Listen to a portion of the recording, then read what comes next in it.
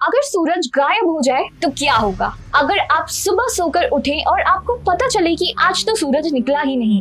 कल्पना कीजिए उस दिन की, चारों तरफ अंधेरा ही अंधेरा फैला नजर आएगा। यह एक कभी ना खत्म होने वाली रात की शुरुआत होगी। आखिर क्या होगा जब सूरज हमेशा के लिए गायब हो जाएगा?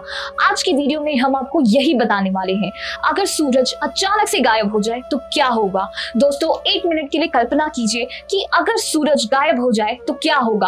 आप यह तो जानते ही होंगे कि सूरज के गुरुत्वाकर्षण की वजह से ही पृथ्वी और बाकी ग्रह अपने ऑर्बिट में घूमते रहते हैं। अब जैसे ही सूरज अपनी जगह से हिलेगा तो यह सारे ग्रह अपनी जगह से हिल जाएंगे और सारे ग्रह अंतरिक्ष में यहाँ वहां घूमने लगेंगे। अब बात करते हैं पृथ्वी की। यहाँ जिस एरिया में अभी सुबह होने वाली थी, वहां लोग सुबह होने का इंतजार कर रहे होंगे। सूरज की रोशनी को धरती तक आने में 8 मिनट 20 सेकंड का समय लगता है, लेकिन अब तो 1 घंटा हो चुका है और धरती पर सूरज की रोशनी ही नहीं पहुंची है। तारे एकदम चमकदार और साफ दिखाई दे रहे हैं, क्योंकि उन्हें धुंधला करने के लिए सूरज की रोशनी जो मौजूद नहीं है।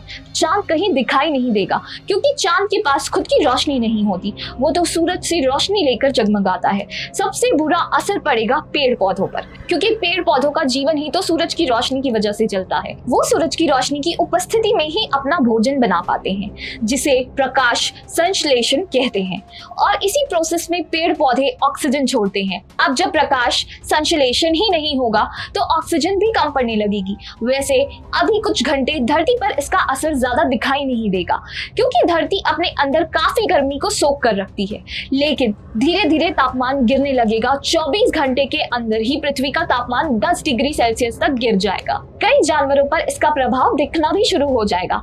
धरती के कुछ ऐसे क्षेत्र भी होंगे जो अभी भी गर्म है, क्योंकि पृथ्वी सूरज की गर्मी को स्टोर करके रखती है। लेकिन बिना सूरज की धरती भी 4 से 5 दिन ही गर्म रह सकती है। अब 7 दिन हो चुके हैं और पूरी धरती अंधेरे में डूबी हुई है। तापमान -20 डिग्री सेल्सियस तक गिर चुका है। पानी भी 0 डिग्री सेल्सियस पर जम जाता है। ऐसे में पीने के लिए पानी मिलना भी मुश्किल हो जाएगा। सोलर एनर्जी से चलने वाले सभी इंस्ट्रूमेंट बंद हो जाएंगे। सैटेलाइट काम करना बंद कर देंगे, जिसकी वजह से इंटरनेट और टीवी काम करना बंद कर देंगे। मोबाइल फोन के टावर्स काम नहीं करेंगे।